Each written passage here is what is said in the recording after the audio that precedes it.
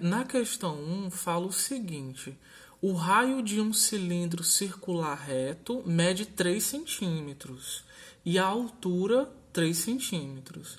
Determine a área lateral desse cilindro. Bom, primeiro lembrar, pessoal, que o cilindro ele tem esse formato, né? Ele tem uma base, que é uma circunferência.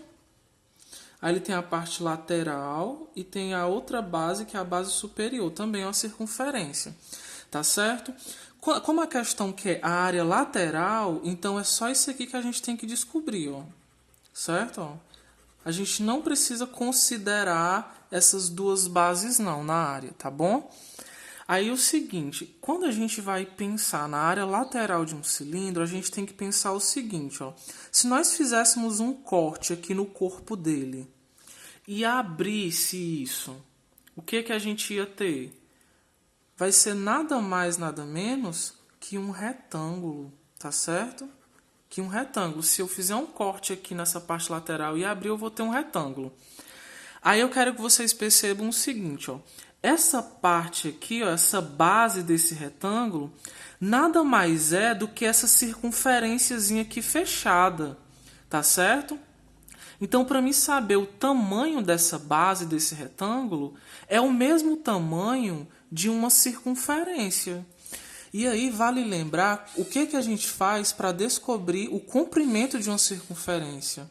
Né? O comprimento de uma circunferência é 2π vezes o raio, tá certo?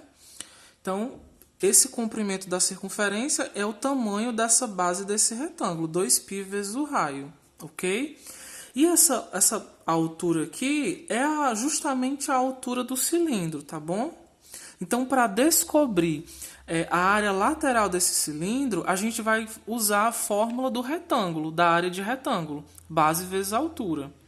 A questão disse que o raio desse cilindro mede 3 centímetros e a altura também é 3 centímetros. Então, vamos aqui, ó, a área lateral do cilindro vai ser base vezes altura. E aí, fazendo as trocas, 2π, o raio é 3, a altura é 3. Então, fazendo aqui a multiplicação dos números, 2 vezes 3 é 6 e 6 vezes 3 é 18.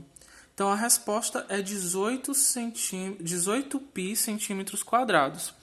Esse π eu deixei ele aqui porque nas alternativas da atividade tem o π lá em evidência. Então, eu deixei π.